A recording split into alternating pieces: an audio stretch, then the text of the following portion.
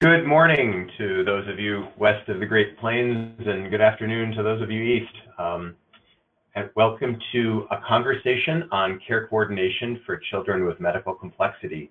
Whose care is it anyway? My name is Chris Stilla. I am a general pediatrician, professor of pediatrics at the University of Colorado. I do clinical work in primary care and taking care of children with special health care needs. And some research on systems of care in that area. I was lucky enough to co-edit with Rishi Agrawal the supplement in pediatrics that came out in March 2018 that had several articles related to building systems that work for children with complex healthcare needs. That was generously sponsored by the Packard Foundation, who's also generously sponsoring this webinar, so thanks for that. Today, we're going to talk about one of the articles from this supplement.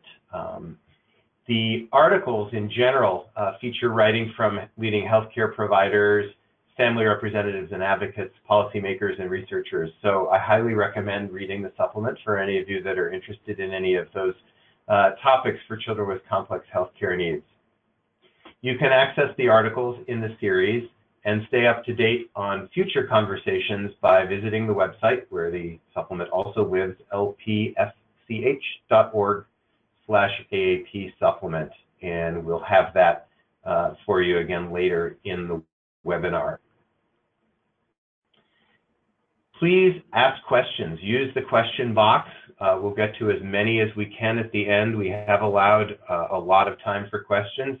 Although with almost 400 people on the call so far, it's never enough, but please enter the questions in the GoToWebinar question box that you should have on your screen.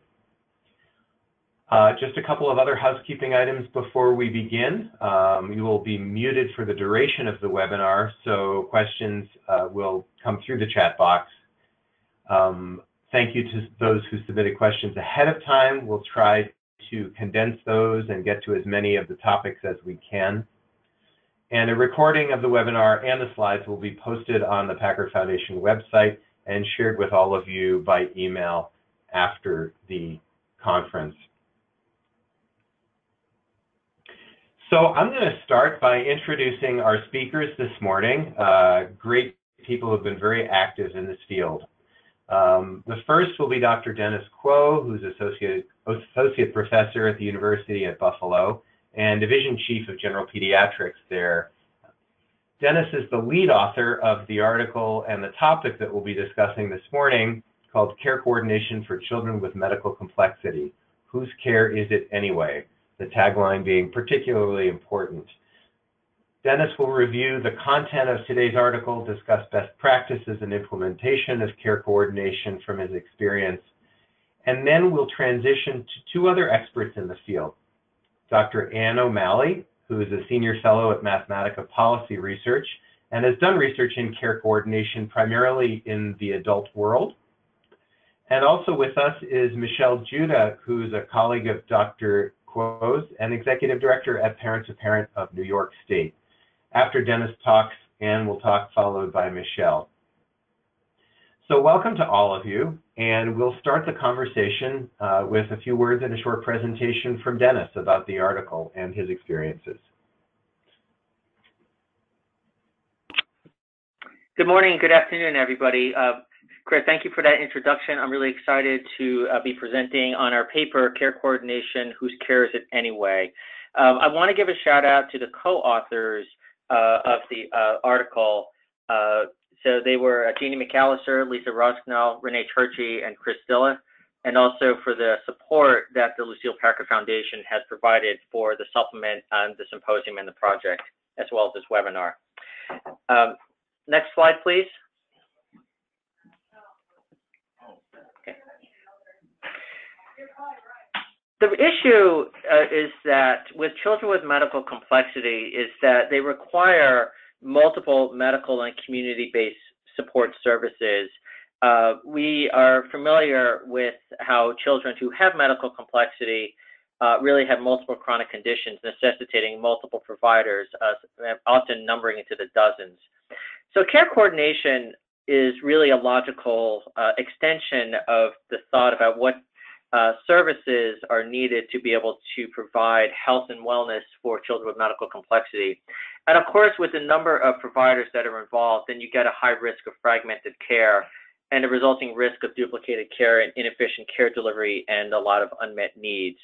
The impetus for this paper was really a discussion and a shout out to Ed Shore, who had asked a question of me, which is that we know we don't do coordinated care very well, and we have a lot of discussion about that. The question is, how do we get to a point where we can do it well? And so the goal of our paper was to clarify what care coordination for children with medical complexity is, how to achieve those outcomes, and we provide a number of recommendations that we'll be discussing throughout this webinar. Next slide. We started with this paper with the American Academy of Pediatrics definition of care coordination. The report, which dates from 2014, was spearheaded by Rich Antonelli and Renee Turchi, and their conceptual framework for care coordination was that it was a set of activities that leads to integrated care, where care is delivered seamlessly and where care is delivered without gaps. The fundamentals, which are important for us to recognize, is that the activities are inherently patient and family centered, that they're driven by assessments. And this is important because assessments mean that you begin to have a structured way to figure out what all the needs are that need to be coordinated. Also fundamental is that care coordination is a team-based activity, because there is not going to be one person alone that is going to be performing care coordination activity. There may be a designated person with the title of care coordinator, and we'll discuss that in a little bit, but it is inherently a team-based activity. The outcomes for care coordination are that we meet the needs of the children and youth and the families, that we also enhance the caregiving ability of families. More on this throughout the webinar, but one of the issues that come up repeatedly is that families often report that they spend substantial amounts of time coordinating the care of their children, and they end up essentially looking at themselves as the care coordinators. And there's a lot of good reasons why that's the case. Ultimately, with care coordination, the goal is to achieve optimal health and wellness for the child and the family. Next slide. In the paper, we clarify some important terms.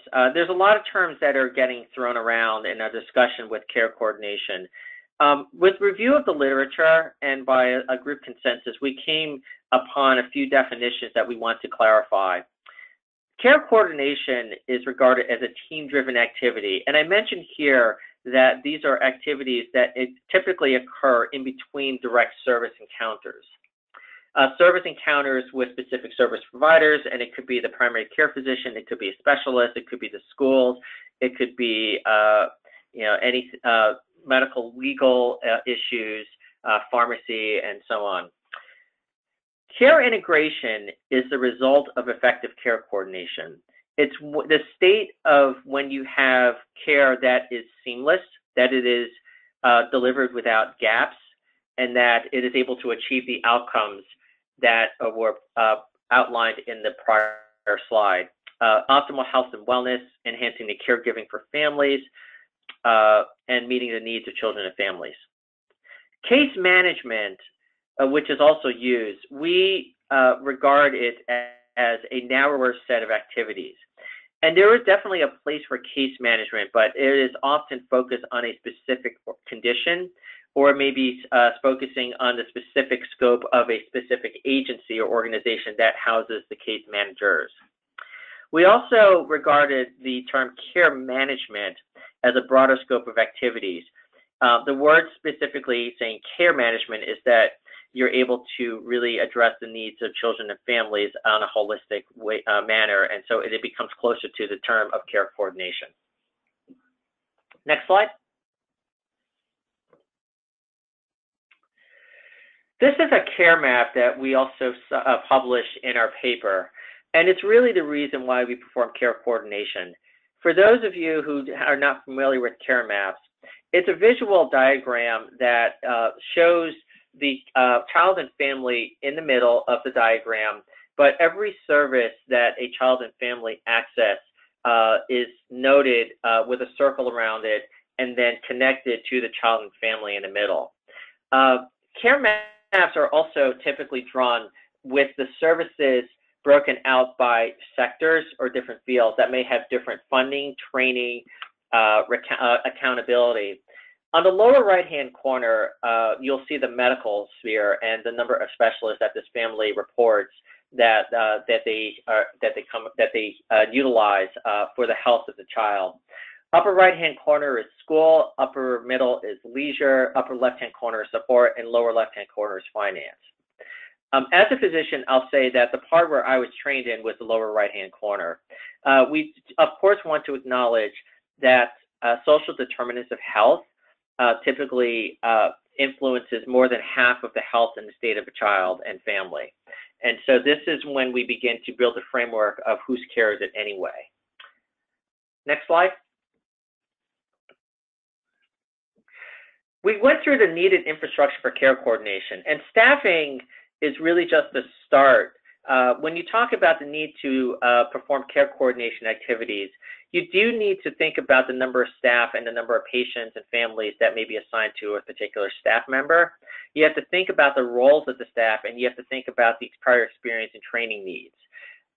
Again, looking at the care map in the previous slide, if you have experience in one sector, but you don't have experience in the other 3 or 4 sectors, then you begin to have a training need. We talk about how tools are needed to be able to effectively deliver care coordination. There are a number of tools that look at psychosocial needs. They look at child and health functioning and well-being of both the child and family. We also look at tools that account for workflow design and information flow, since so many of these activities happen in between visits. We also discuss the need for practice resources, transform practices, practice transformation, which may include the tools that have patient registries, the ability to measure child and family outcomes, and also the tenets of team-based care. Next slide, please. We discussed the need to implement care coordination in a proactive and a structured manner. First and foremost is that patients and families are partners at all levels of implementation, necessary to be able to, for organizations particularly, to have the whole picture of what we're trying to achieve with care coordination, to be able to generate the ideas necessary to be able to effectively implement care coordination. There are staffing considerations, as mentioned. Sometimes care coordinators that are designated for children with medical complexity may be internal to an organization. In some cases, they may be external to an organization, such as in an accountable care organization. You have to think about the experience and training. If a care coordinator is experienced in intensive care units, medical care, that means that there's a training need for, there may be a training need for community resources. We talk about the care team dynamics, and getting back to the team-based care principles, effective teams are led by a leader, but there is a team-based care, but there are team-based principles related to looking at who is a member of the team, what are the strengths of the team, how often teams meet, how are team discussions structured. And so those team-based care principles, when we look at care coordination as team-based activity, we think about the relationships and the actions between the team members. And that's something that needs to be considered when effectively implementing care coordination. Next slide. Many cases of care coordination are delivered by folks who have those duties of being designated care coordinators. When those care coordinators are provided with specific job descriptions, they're asked to develop a longitudinal partnership with assigned patients and families within a context of a patient panel. In the context of that longitudinal partnership, they are asked to administer and review structured assessments that may look at psychosocial well-being, healthcare needs, family functioning. The care coordinators then takes all the available information with partnership with the family and develops and maintains a shared plan of care. The follow-up duties in between service visits are to be able to follow up on assigned tasks, to maintain the information flow between service providers, and to respond to feedback based on information that's received from providers and sent out from providers. So there's a big role for both developing longitudinal partnerships, utilizing structured assessments, understanding the information flow and how that affects each part of the service contact that a child and family may have. Next slide. So the tagline for this was, whose care is it anyway? And in our review of the literature and in talking with folks and within our own experiences, is that often care coordination ends up being case management. The scope may be narrower than what's necessary to affect health outcomes. And that sometimes is because of a biomedical focus from the hospital setting, and inadequate training for non-biomedical areas such as transportation, housing, education, and issues of cultural competency. We frequently find that there is insufficient infrastructure to be able to address social determinants of health. There may be missing team members. And there's also the issue that a lot of organizations are beginning to have their own care coordinators. And so families report that they're sometimes having to coordinate the coordinators. This is why families often describe themselves as the coordinators, because at the end of the day, we're looking at improving the health and outcome of the child and family. And this is why we regard this as whose care is it anyway. The goal of care coordination to produce integrated care is really to focus on the child and family, and that is really the crux of ensuring that care coordination is effective. Next slide. So our conclusions are that effective care coordination entails planning across the care spectrum, particularly with social determinants of health. It's a team-based care activity.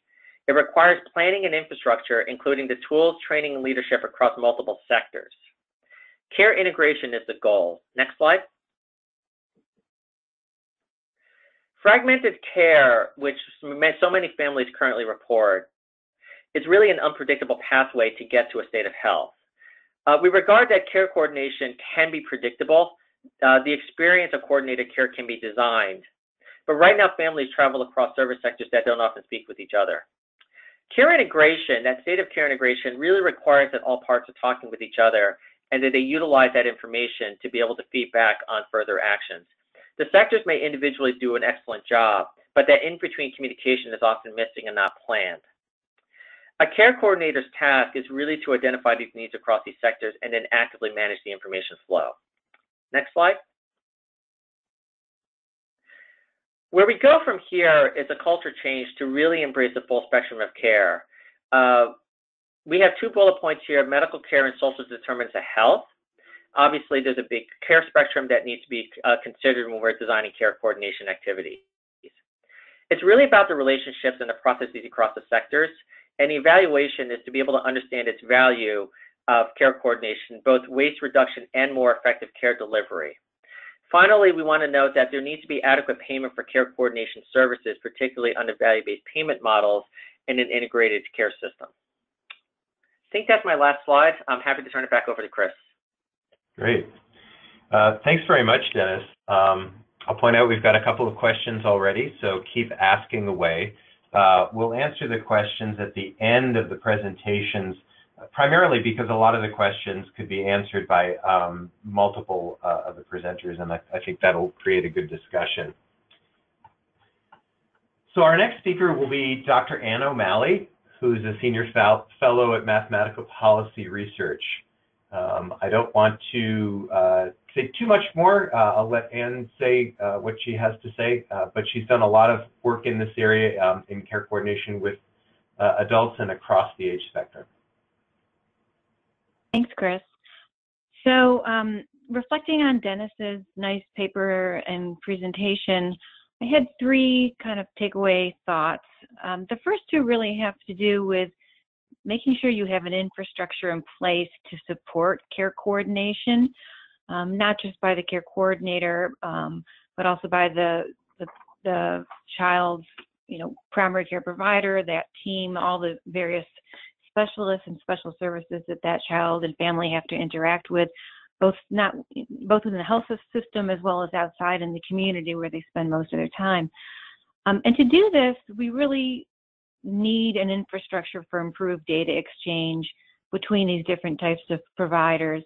And as Dennis alluded to, the social and behavioral health needs of children with complex needs are extremely important to improving, to addressing those is extremely important to improving their coordination and quality of care.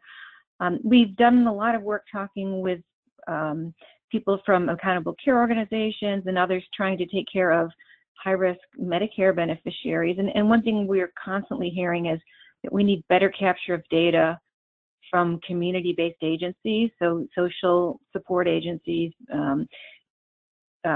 food, housing, et cetera, agencies that deal with behavioral health and substance abuse, maybe not as much of an issue with young children, and then all the other types of special services that children with complex needs get out in the community. So, a lot of these parallel community agencies have their own data systems and collect a lot of the data that we in the healthcare sector don't need to reproduce. But some of that data is very sensitive.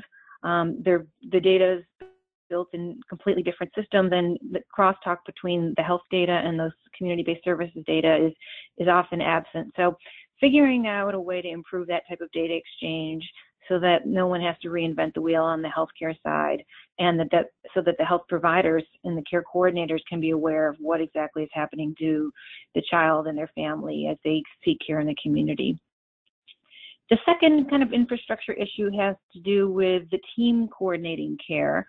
And as we've heard, care coordinators, and we're using this word here to refer to, I'm using it to refer to what is often a nurse or social worker care coordinator, typically in a primary care practice. And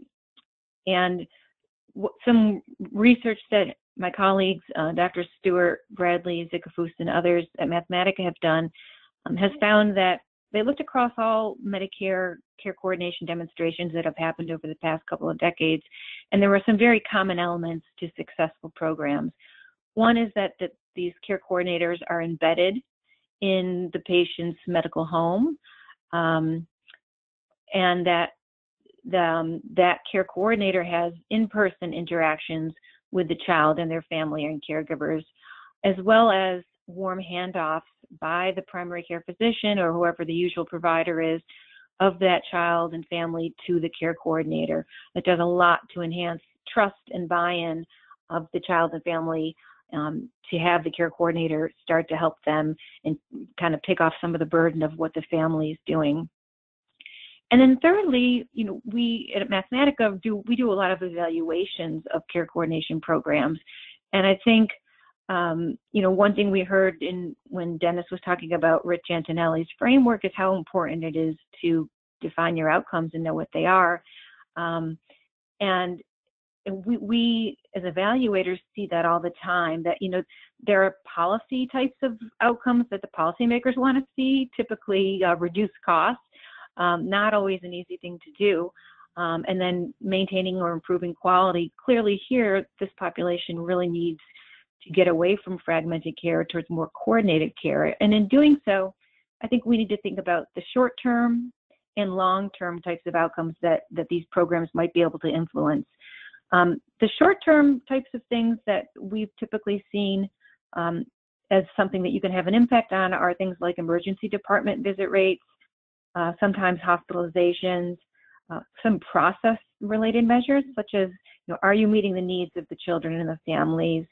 Are they feeling like they're better able to navigate the healthcare system? What is that patient's quality of life and functional status? So those are things that I think you can measure, over time as you're implementing a program for care coordination, where you can show changes in the shorter term. Longer term things like costs, total expenditures, if often are very hard to demonstrate in just a year, 2 or 3 even of a demonstration project. And so I think we need to be cautious about overpromising on that, and to try, kind of manage expectations when designing a care coordination program and when evaluating it, to make sure that we frame those as longer term outcomes, that you're not going to see a reduction in total costs until you really had a chance to implement the program, and the effects of better care management and care coordination are allowed to take place. So I'll just stop there and turn it over to others. Thank you. Great. Thanks very much, Anne. Another word from the chat box. We've got a lot of questions coming in. We'll try and answer as many as we can within the hour that we have. Our last speaker is Michele Juda, who's the Executive Director of Parent to Parent of New York State. Michele and Dennis have actually worked jointly on a project to really look at care coordination from a design standpoint, which is really fascinating. I'll let Michele start talking. Thanks, Dr. Stilla, and thanks to everybody for this opportunity to share a family perspective in this very important conversation about care coordination. Obviously, we support this idea that when we're talking about care coordination, the care that we're talking about in large part is the care of families. The actual delivery of care, it's true, is composed of many moving parts and systems. And having a deep understanding of how the communication and procedural patterns operate among staff within primary care practices, and to further understand how those practices might effectively network with essential partners to provide effective care is necessary. But at the heart of this, we always must remember that families, as the primary support and caregiver for their children, are the common thread through this network of providers and services.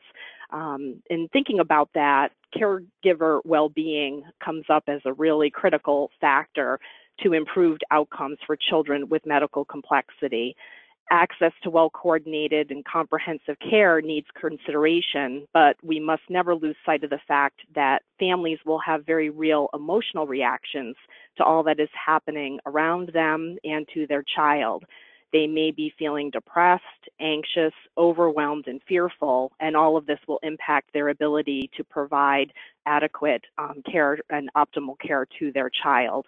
They also often report feeling isolated. When families who have been in their caregiving role for a while are asked what intervention was most helpful to them early on, they often cite that it was being connected to another parent. And we know from research that when parents' emotional and social support needs are met, they are better partners in their children's care and better able to access needed services.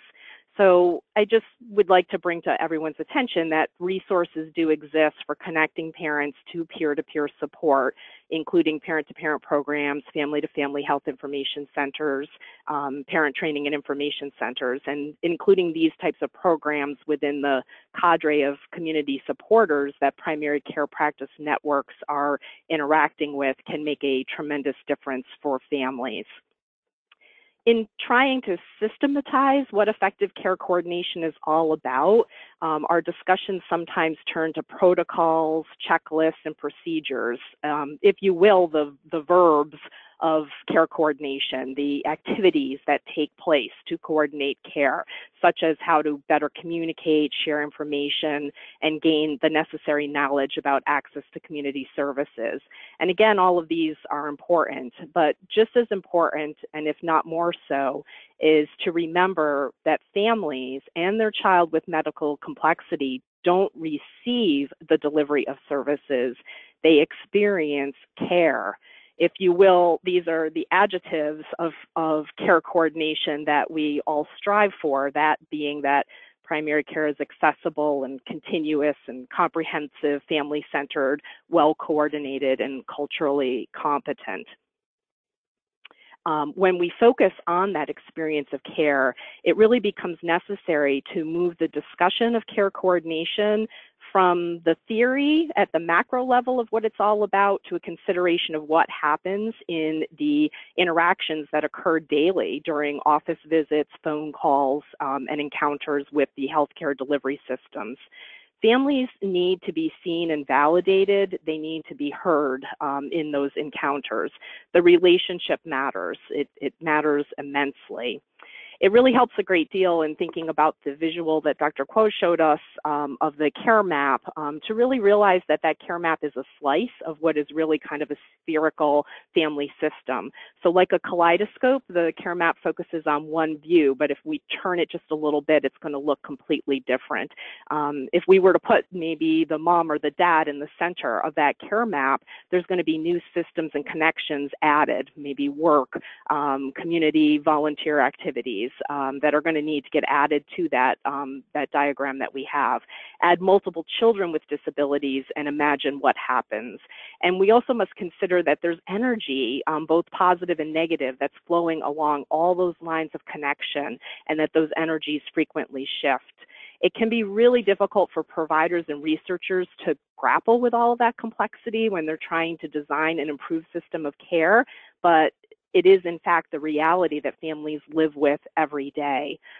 So in honoring that relationship and seeing those families, simple things such as asking if a proposed treatment protocol would be manageable for the family and making any necessary adjustments can really make a world of difference to the family's experience of care. And finally, I would just like to suggest, as already has been pointed out quite well, that families do report themselves as feeling like they are often the coordinators of care or the coordinators of the coordinators. And we know that these families are navigating very complex systems that include traditional healthcare providers, agency and community-based service systems, and also the insurance providers, the payers, and the regulators. And they can become really frustrated as they're trying to navigate this, because they're often the most aware within the system of what the gaps and the barriers to actually receiving the care that their child needs are. So care coordinators somewhat can level the playing field. Not all families are going to be adept at being the care coordinator for their child. And with care coordination, effective care coordination, we can ensure that the outcome for children is not dependent on, the savviness of a parent, that the parent speaks the same language as the provider, or that the family is fortunate enough to have the necessary resources and supports available to them to provide care. And care coordination can be a source of support to families who have been doing a really great job of trying to do some advocacy within systems of care to improve services, to address some of those regulatory burdens that make getting the care we need difficult, and having another source of information that truly understands what those gaps and challenges are would be quite helpful to ultimately better outcomes for children. Great, Michele, thanks very much. Wow, we could talk for hours. These have been absolutely great presentations, and it's wonderful to get everybody's different perspectives. I'll start with some of the questions, and again, we won't get to all of them, but we'll kind of do them in order of the most people they might affect in the order that they were received. So 2 questions focused on thoughts from the group about the scope and the boundaries of care coordination. One questioner raised the phrase health management, and she said, as more care coordinators focus on social determinants of health and social complexity, it seems like care coordination is more about helping to manage and navigate health and the broad array of care outside of healthcare specifically. There was another question closely related to that, discussion around sort of boundaries of care coordination. Where does it end, and what are the role of some other people, like family navigators, for example? I'll throw that out to the group. This is Dennis, and I'll start with a couple of thoughts on that. I think that's an outstanding question. One thing I'll point out is a lot of the to some extent we know what we know and experience and see, and then we don't always necessarily know what we don't know. A lot of the discussions that have come up with care mapping and care needs do, as I think these questions point out, delve into social complexity. We were asked to focus on children with medical complexity, and there's a balance to be able to make sure that all of those needs are met. And that does get into the training requirements and the training needs with regards to social complexity and medical complexity. The work that came from places like the Children's Hospital Association award to learn about the care coordinator needs was that many of the programs that serve children with medical complexity ultimately, for example, had an RN that had enough medical training to be able to look at the medical care needs that needed to be coordinated. And I think this gets into the question of those the coordinating the coordinators, because a lot of the coordinators may not have the expertise to go all the way across the spectrum. I think that there's a couple of ways to get to be able to address this. One is the training, which the training for children with medical complexity is quite broad, and we think that there's needs to be more discussions about the scope of what the care coordinators need to be looking at. It most certainly is going to include medical and social issues to start. The other the other possibility is that you have a team of coordinators, that you have somebody who is not necessarily an expert in everything, but knows where to go and is able to navigate. And I think that is an area where you can train folks to not be experts in everything, but at least have awareness that you have to navigate through the system. So that's a really good question. The scope is, in some ways, is wider than many of us think it might be from our own perspectives. But it's certainly there are also fair questions as to where these services get delivered and how. Are we asking that care coordinators overstep what they're able to do? Great, thanks, Dennis. Perspectives from Anne or Michele? Hi, this is Michele. I will just add that I do think that it's very important that we're always thinking about children, not just in terms of their health need, but very holistically, because children with medical complexity are parts of their families and their broader communities as well. So that need does exist to be considering how meeting the healthcare needs also interacts with their ability to be actively included in participants as members of their community. We have to always be focusing on that. Families end up being care coordinators, with some, with very little training often, and little sources of support to figure out how to do all of this navigation. Oftentimes what we find ourselves doing when we're assisting families with learning how to do that is not so much having all the answers about how to access all the services, who you call, who you go to for everything, but how do you ask the right questions?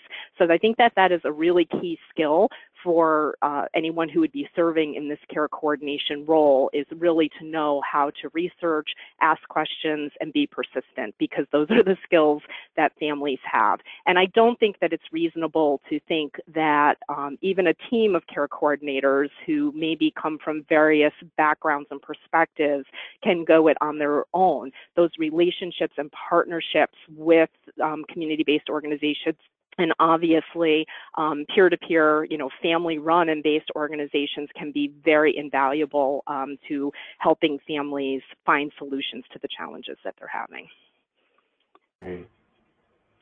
Great. Go ahead. This is Anne. I was just going to add, one of the things we've seen with the Comprehensive Primary Care Initiative, which has a very big emphasis on care coordination and care management, typically by nurse care coordinators. In some cases, if they're lucky enough, they may also have social worker coordinators, is that it's just really critical for the on the healthcare provider side for the roles and responsibilities of that care coordinator to be very clearly defined.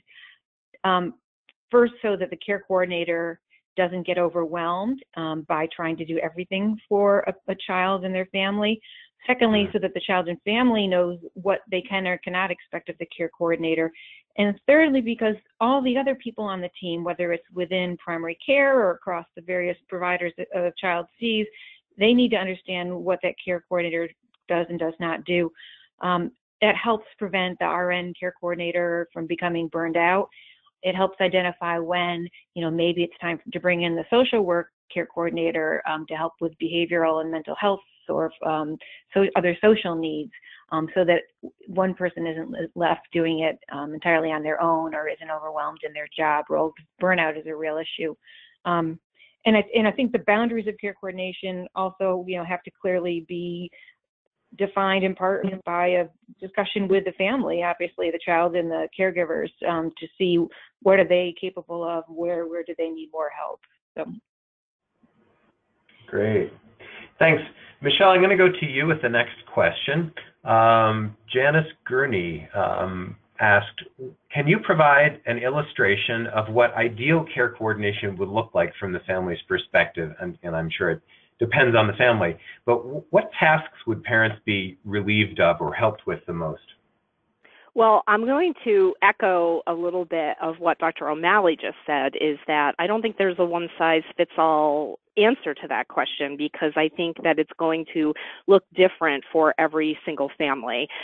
So all of this needs to be individualized. And, I think that what families appreciate the most is that when providers are able to, take a moment to do a bit of that assessment that Dr. Kuo was speaking about, to find out what is the primary needs that the families have. Different families will have different strengths and be able to handle certain aspects on their own, but will need help with different types of things. So going to the family to find out what they need support with, I think is really quite key. And, again, I'm going to go back to something that's really difficult to measure and kind of show, but just being heard and being seen as a crucial link of part of the care team, and having your needs considered as part of the process makes families feel so much better about what's happening, even when there's difficulties in the actual, finding the services, making sure the services can be delivered.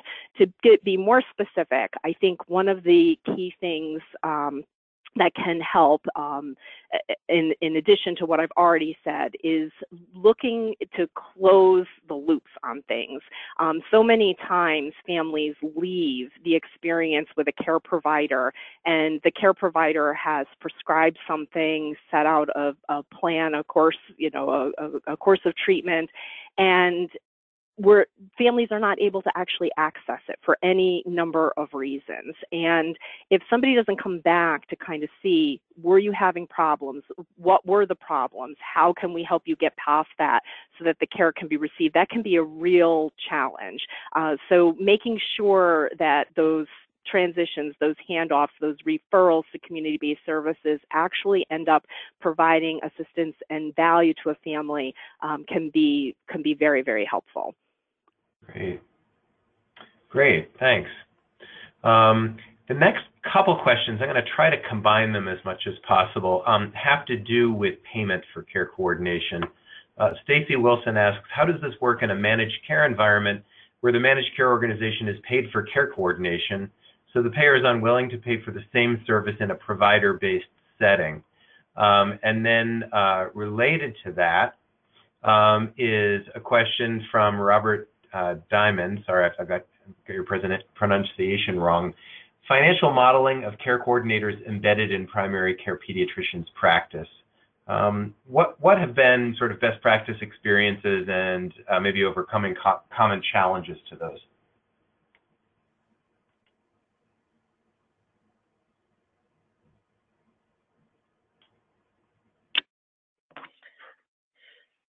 This is Dennis. Let me start with a couple of thoughts. That is, I think, one of the big challenges, particularly the part about whether there's an embedded care coordinator in another area. I do think that to one of Michele's points in her slides, that the discussion for care coordination activity needs to be had across the spectrum, and that includes our payer colleagues, because none of us want to duplicate the experience. None of us really want to duplicate the services, because then you end up just coordinating the coordinators. There's a lot of different models with even different financing mechanisms. For example, there's paying for the care coordinator from the MCO that may be embedded in the MCO. that also begs questions as to whether these kids are and families are within the scope of these particular organizations. So that's something that we need to be mindful of. And there are coordinators that frequently happen under different programs that may be also separate from the MCOs. The issue for alternative payment models tends to come down to the flexibility of the payments. So, even if there is a separate care coordinator that may be located elsewhere and there's no designated funds that may go directly towards care coordination, then there's the issue of having flexibility in how payments are applied under, say, a capitation system or the ability to predict shared savings in a shared savings model, which is a very difficult thing to be able to predict revenue from. Ultimately, we need to be looking at this across the system because many of the outcomes for integrated care may not be found in one particular sector, but it may be found across different sectors that, and a payer may touch multiple sectors such as both education, home health, disabilities, as well as primary care. Great. Others' thoughts on that?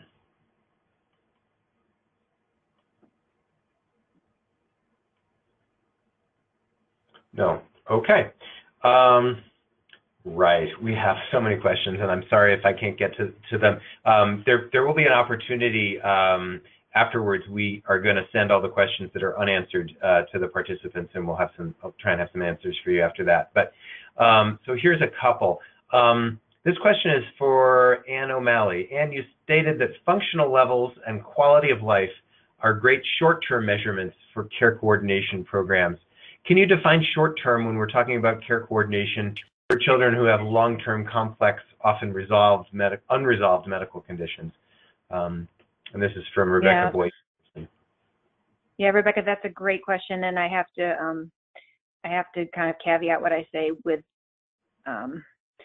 the fact that mostly I've been looking at care coordination along with my colleagues in a Medicare fee-for-service population, where short-term is typically a year, 1 to 2 years.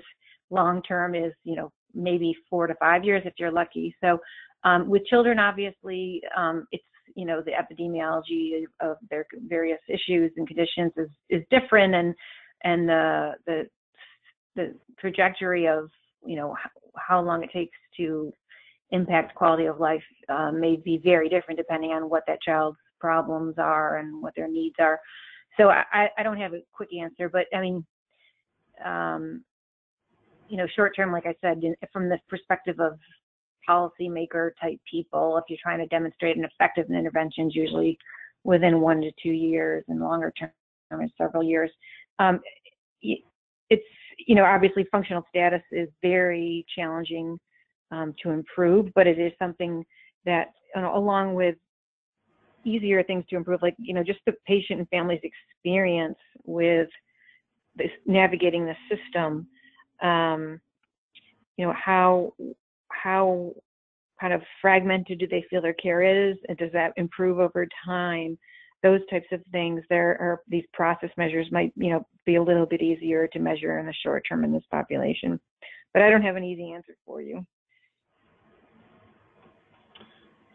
Okay. Yeah, good questions and tough questions. Here's one from Jill McLee asks about data exchange between organizations. It's obviously very important for care coordination, but many organizations, specifically child welfare agencies in the foster care system, are unable or unwilling to share data for a wide variety of reasons, which really hurts the ability to coordinate care. Any ideas from a policy or practice standpoint of how to get agencies and organizations to share data in this kind of environment?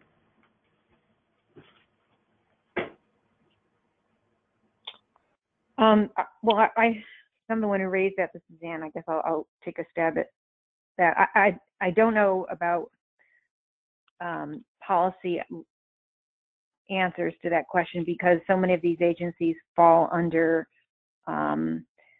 the management of some are local, some are state-based, some are federal, depending on what type of social or behavioral supports you're talking about in the community. But there are some organizations, and I'll cite one that is trying to really do this, is Montefiore in the Bronx.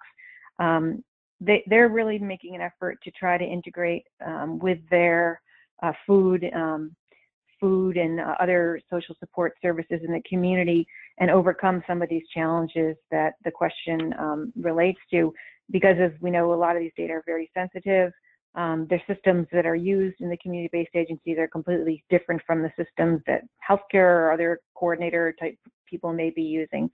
And so, things have to be set up, agreements have to be set up, and it's not easy to do because of the privacy issues and the different data systems. But there are some healthcare delivery systems that are starting to do it. And I think, the answer, I don't know that there's an easy answer from a policy perspective. I don't know enough about that, but I think learning through what some of these other healthcare delivery systems are doing themselves, what they're able to accomplish, can really help others move forward in this area. This is Dennis. I'm going to add to that answer, and it's an excellent question.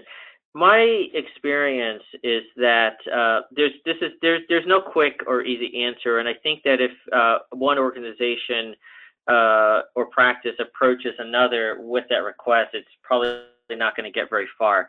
But these are questions that are also have long-term structural issues that can be addressed through relations, building relations, really looking at the common outcome. I mean, the common denominator here is that we're looking at improving the health and wellness of the child and the family.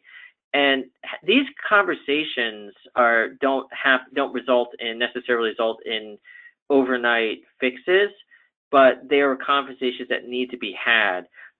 Under that umbrella, there may be local initiatives. There may be strategic plans from organizations that say we need to be looking at the hospital, from hospital to home to community.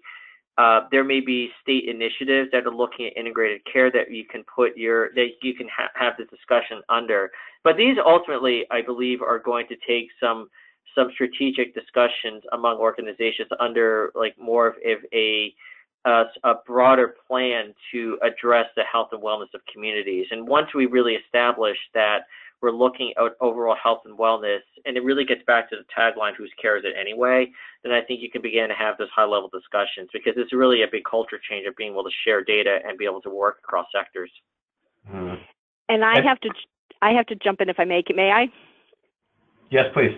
Okay, in terms of that culture change, let's not forget that it's a major culture change for families as well when we're talking about the data exchange. So there's the very real issues of how do the systems get built to communicate, and how do we deal, again, with siloed systems of care that have their own rules and regulations about this. But, we have historically, really kept privacy of medical information sacrosanct. And so families who may be used to having information, maybe they have a service coordinator if they're getting services through a state agency, and that person may be involved in school meetings, and when it comes time to transition out of school to community-based services, there's a sharing of information with maybe a job coach or a rehabilitation program, and people are used to that, but they're not used to this idea that medical information would be shared, or that information about these services that are being received necessarily are coming into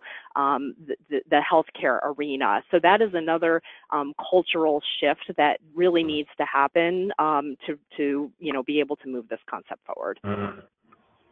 And I'll also add, especially with respect to the state and the foster care system, we just this year in Colorado had passed legislation to enable better communication between the foster care system and foster parents and healthcare agencies, because there were some real needs of kids in foster care that just weren't able to be met because of the regulations that were keeping them from doing that communication. So sometimes some advocacy at the higher level is important for that.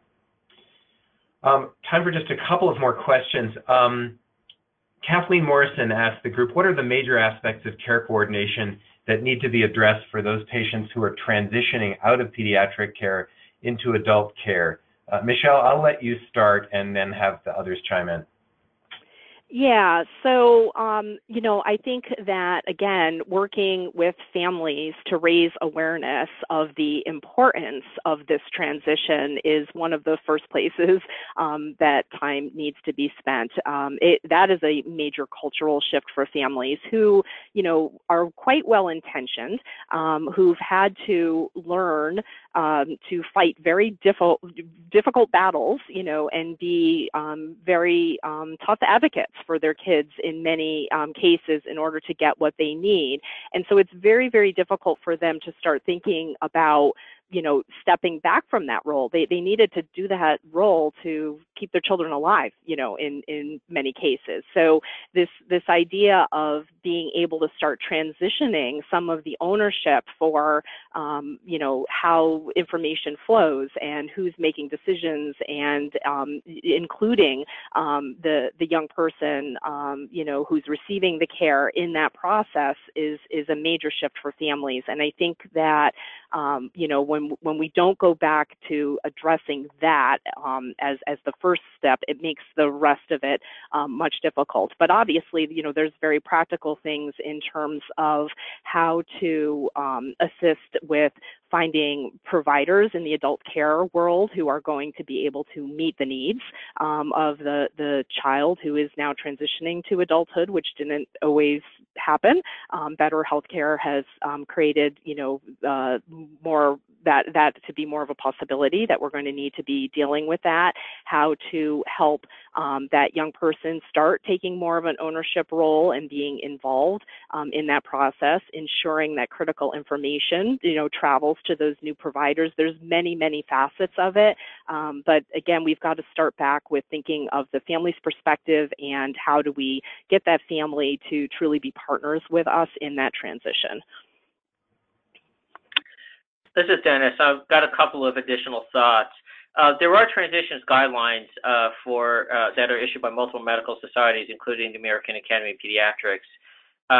The transition process starts actually quite early in the teenage years, definitely between the ages of 12 and 14. We also need to recognize that you're essentially resetting up the care map with the adult healthcare system that starts to really, and there's a legal definition that we need to recognize at age 18.